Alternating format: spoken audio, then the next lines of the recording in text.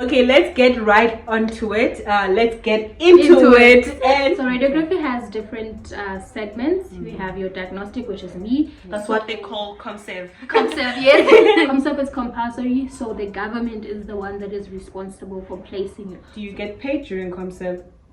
We need you guys to see there's more than just nurses and doctors and physios in the health sciences. Platforms like this are there for us to use. No.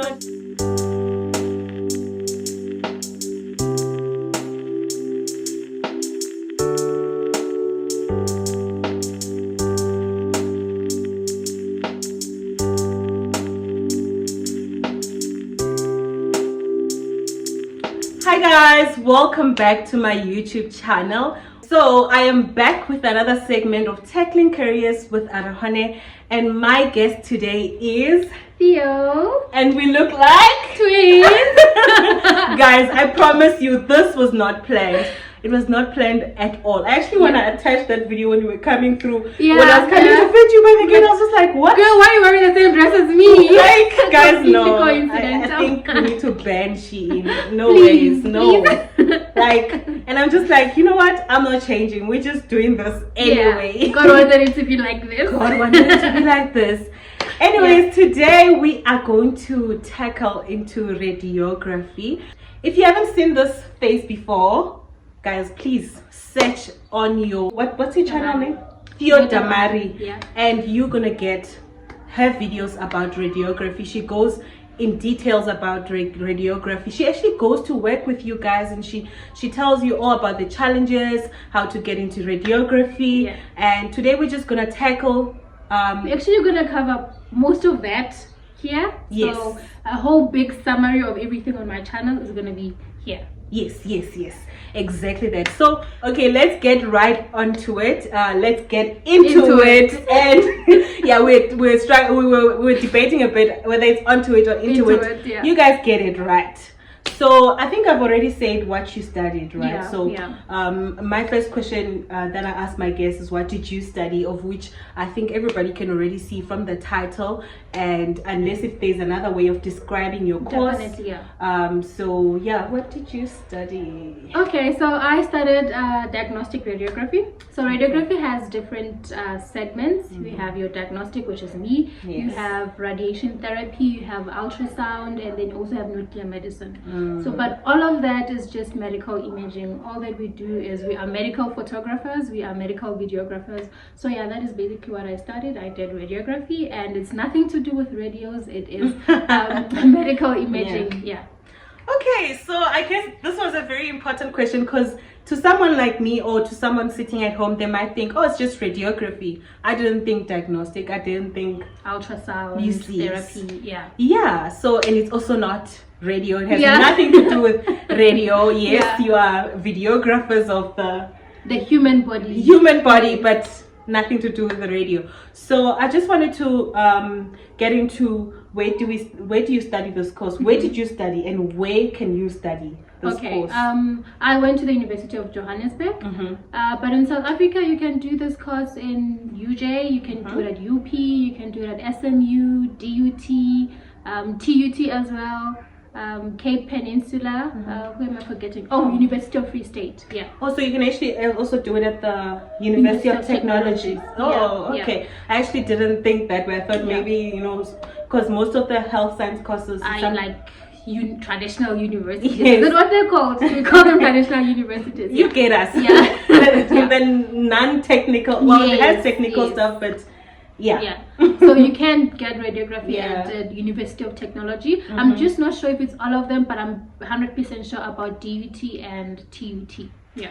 And then, okay, since now we know where we can study, how do you get into the course? How did you get into the course? Okay. For someone sitting at home saying, I want to study this, what is the way forward? What is the first step, and what are the requirements to actually get into this course? Okay, so it all starts in grade 11. We all know that for varsity you use your grade 11 results or whatever. Yeah. So you need to start in grade 11, getting good marks in maths, physics and life science. Unfortunately, maths lit is not accepted. Okay. So for your maths and physics, you will need, I think it has been lowered to 50%. but when I applied it was 60%. And then you also need a 60% for English. And yeah, everything else should be, I think, an average of 60. Yeah. And to apply, so different universities obviously use the different methods. So I'm going to be speaking more up from the UJ perspective, but I also have a little bit of knowledge on how SMU and UP do it, because I've been working with people who graduated from there. Okay. So with UJ, you have to go through a whole lot of process, because there's a misconception obviously that radiography is about radio and stuff like that. Yeah, there's a lot of people that would think. Did you have to go? Like, did you have to go observe it before even as a grade 12 student or learner? Yes. Oh, okay, that's quite interesting. 12. Yeah, I was in grade 12 around April. Just after the application process. I went to Tembisa Hospital to observe. Actually, I went to 3 hospitals to observe, just to get a proper feel of what it is about.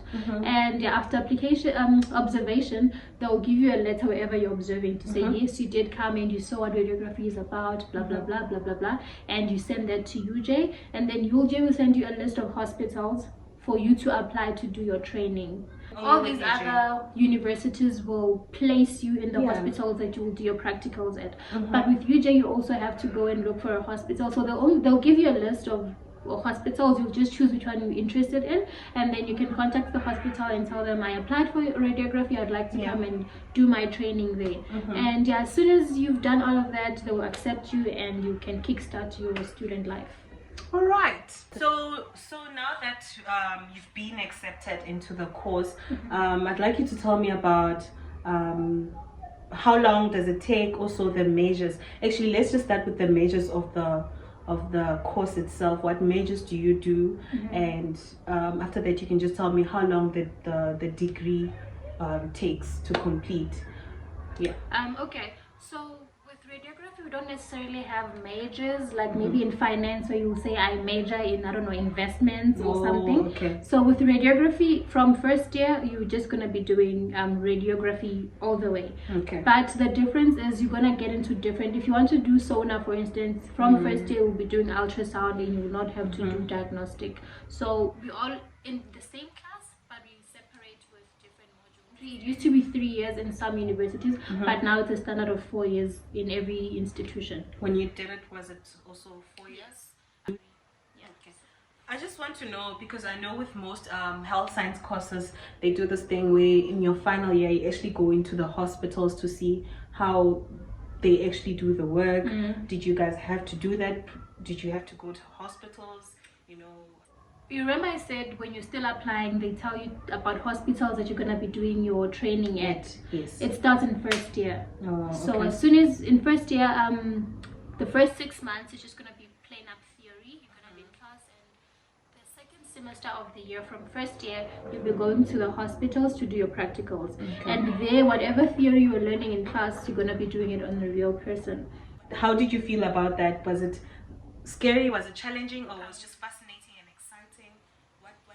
Everything you've said there describes what it was, because it was everything at once, more especially like the first month or the first week, because you are so scared that, oh, this is the real person, I'm no longer working with a doll, like if I do something wrong, must be careful. Yes, you know. And you're also thinking, hey, this is the hospital, there's diseases, what if I'm working with this patient and I end up with TB or whatever. But also another part of it was, man, this is happening, like I am doing this, the real thing, you know. So it was exciting and also quite challenging, because you're always thinking one mistake, patients can sue, patients can get injured, the patient can even die in your hands, you know. It's actually, you know, quite, it's like this is happening a lot, the cases. I also work in a hospital setting, but for something completely different. But I do come across these cases where people are suing people, saying, no, you did this, no. The family can come and say, you killed this person, you did, you know. There's so many cases which are happening. Like actually, if you just Google the number of cases that South African hospitals have, the lawsuit is actually quite scary. So but I guess you guys are protected by some union or yeah. that governs or something. I don't know. We- There must be some sort of protection in the health science. There is. We are protected parents. by the HPCSA. Mm. Although, you know, sometimes they can be like, actually, you were the one that was wrong. So Okay. in most cases, you just want to make sure that you are on the safe side should anything wrong happen. But we do also have like unions like that are not, you know, like the bigger HPCSA umbrella. But yeah, at the end of the day, you are also safe. It's not all bad. Yeah. Okay. So I just want to get into now transitioning from being a student and going into the work environment. How was that process, and did you get a job immediately? Are you placed? You did mention at the beginning that there's a placing that happens, but that is like when you're in grade 12 yes, trying to get into the course. So now I want to know, you've completed the actual diagnostic radiography course. What did you do thereafter? Okay, so for every health worker, I think it's every majority of health workers, as soon as you complete, you have to do your community service work. That's what they call ComServe. ComServe, yes. Yes. No, I was watching on McG.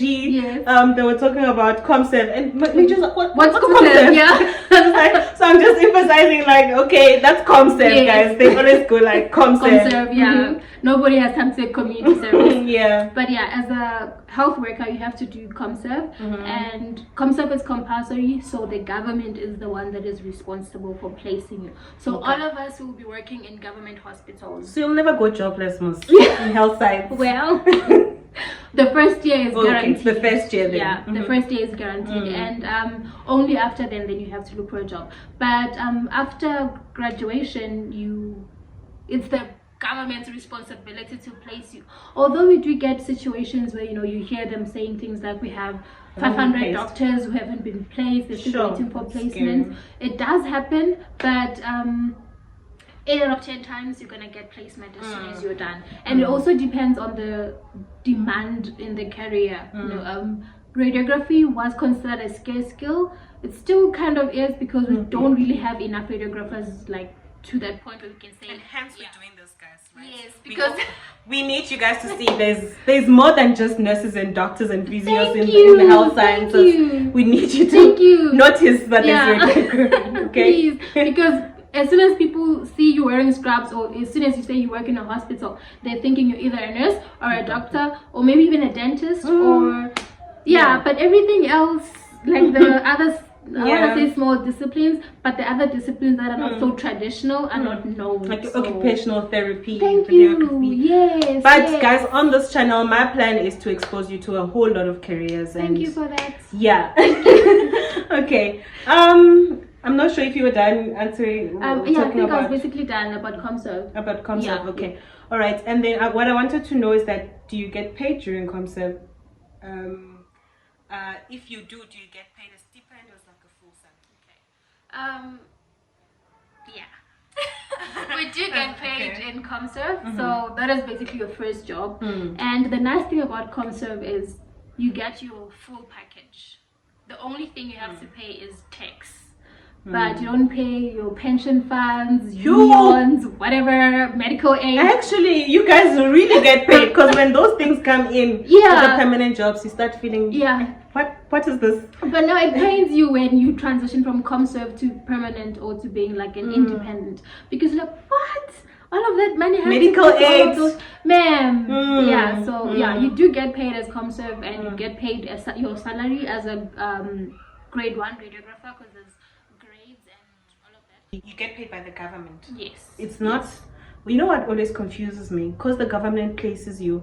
For example, if you're working at Steve Biko, does Steve Biko pay you always like a government board? Which you are basically working for the government. You just placed in Steve Biko. So every radiographer grade 1 will get paid the same. Yes. Oh, okay. But if you're working in a rural area, you will get more money, because you get like, Guys, let's go work in rural areas. Actually, well, there's no Mr. D there, so you have to cook every day.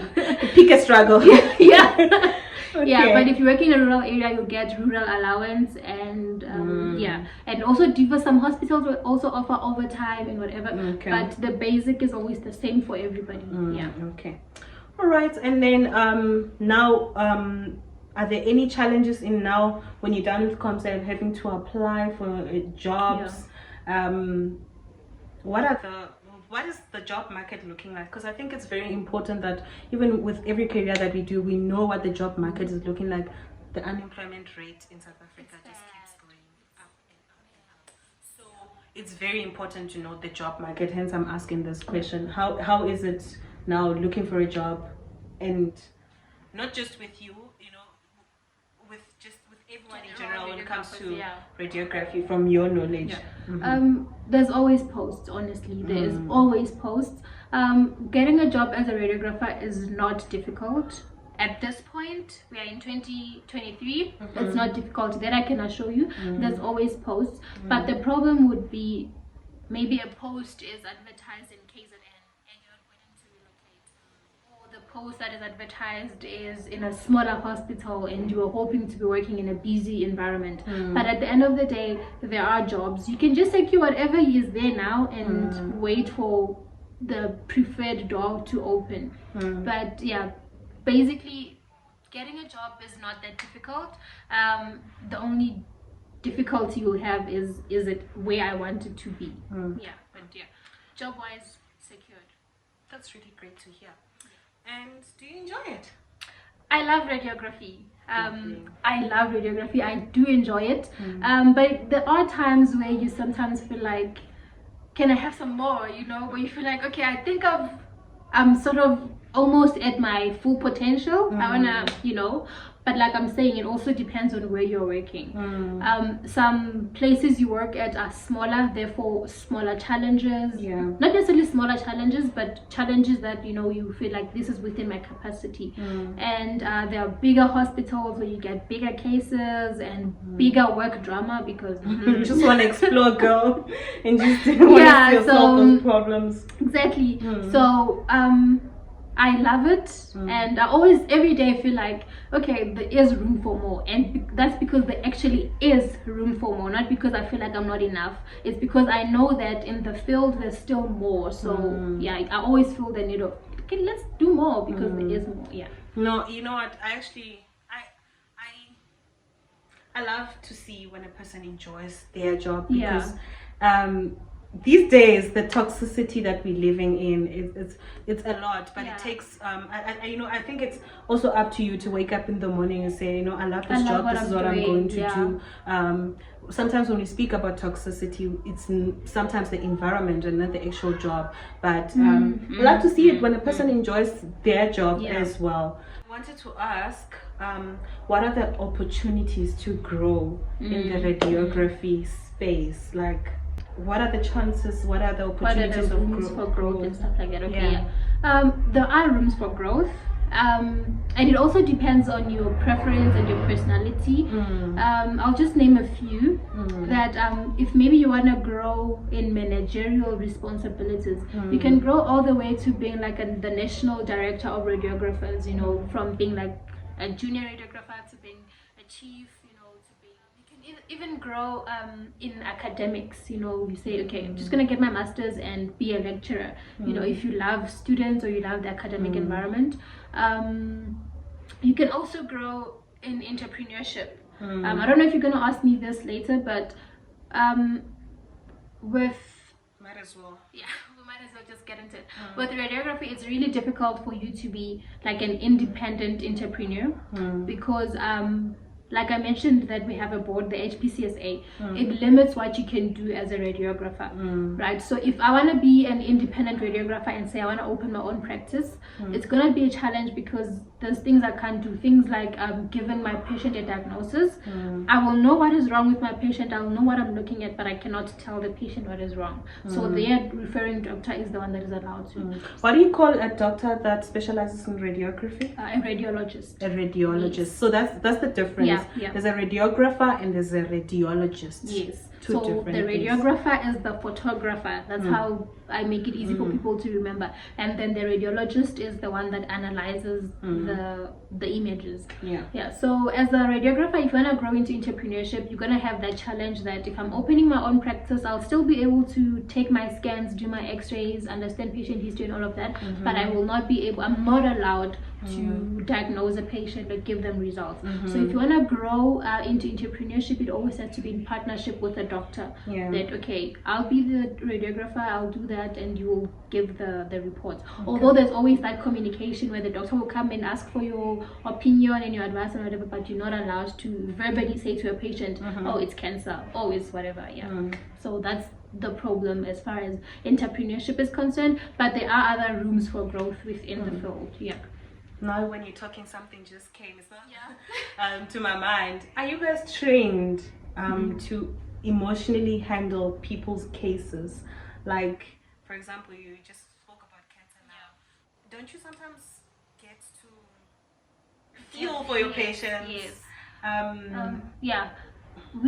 You remember I mentioned that we have disciplines, so there is in radiation therapy, those ones are the ones that I feel like they have a bigger emotional attachment with their patients, because they're the ones that do the chemotherapies and stuff. So they're the ones that see a patient from week 1 of chemotherapy all the way to week 6. They see if there's any improvement, and they see if there's no improvement at all. And honestly, it is emotionally draining, it is emotionally tiring, but from first year in jail, you are emotionally prepared. Like they train you on how to deal with this, and if it does get severe, there are like psychologists in the workplace which are available for the workers. But we are sort of trained, and you do have that empathy, but you also have to remember that this is my patient. I should not be 100% attached to them. I can feel for them and help them through, but don't be too attached. And are there any challenges that you experience at work that you'd like to share? Actually, remember I mentioned work drama? That is just something that is just everywhere, guys. Exactly. Like everywhere, work drama is but it's needed sometimes. Exactly. It also actually helps you grow. Like if you're in a comfortable situation, you're never gonna grow, gonna learn as well. So that's work drama. But one thing that is like on your everyday encounter is you always have to think out of the box as a radiographer, because there's a standard of quality that your images are supposed to come in, and that makes you think out of the box. For me to get an image to look like this, but my patient cannot do what is expected, how do I do that? It's challenging, but it's a good kind of challenge. I was about to say, I'm sure you enjoy after the solution. Yes, when you go through that challenge and just like, damn, I got this. That's what you like, do a happy dance. Like, okay, I think I'm good at what I do. Because honestly, you had to use. Yes. It's okay. I'm not sleeping. Like I'm not just a photographer. I'm a photographer that is actually putting in the work. No, that's wonderful. I think what, we've come to the end of the video, but I just want to allow you to say something to our guests who might be watching and are in matric and confused. Not necessarily just matric, someone completed a degree and want to try out radiography. Someone at whatever age, if you want to try out radiography, diagnostic radiography to be specific, specific, because now I know. So I don't know what advice you'd have for them. What would you like to say? What would you like to add on? Maybe something that we didn't touch on, or if you want to motivate, anything that you'd like to say as your end statement. Sure. Firstly, I just want to say that radiography is broad, just diagnostic on its own. It's not just about a plain x-ray picture. It is really broad. You can literally be as crazy and as wild as you want to be. You can specialize in literally any part that you want to specialize in. You can just go as crazy as you want. But outside of radiography, I just want to say to people that, can we just stop going for careers because we feel it's fancy or it's gonna give you more money, passion. Just do something that you feel you love. The fact that I wear scrubs and people call me a radiographer should not be the reason I want to do it, because at the end of the day, I'm gonna be miserable and I'll hate what I do. Every morning when I have to wake, I'm just gonna be thinking, I have to go to that place. But if it's from a place of course, I love the scrubs and I love being called what I'm called, but it's also from, I love this thing. There's a motive behind that waking up energy and saying, I'm going to work. So if you love it before you actually love the titles and the money and whatever, then everything is okay. So let's do our researches, man. Platforms like this are there for us to use. Definitely. Let's do our researches. Let's know exactly what we're getting ourselves into. Yeah, no. Also, if you do have questions, guys, please go on to the comment box and ask your questions. Yeah. I'm actually gonna get Theo to come and respond to the questions. Definitely. Even though it will come via me, she Yeah. will respond to the questions definitely. Yeah. And if you want to watch more of her radiography videos, please go to her channel. Yeah. Theo Damari is her channel. I'll actually put it in the description box as well. And you know what, guys, you're gonna love it. She even takes you guys to work. She shows you almost everything. Yeah, then you have a better idea of what this thing I'm talking about is. Yes, yes. And then I don't know if people want to follow you on Instagram, if they want to DM you for questions. What is your handle? Man. It's Theo Damari. Like, yeah, actually, I feel like DMing me on Instagram is easier. Yeah, because on commenting on my video, sometimes the comments get saturated and others. Yeah, but on Instagram, any day, anytime, it's Theo_Damari. Yeah. Okay, all right. I'll also add that to the description box.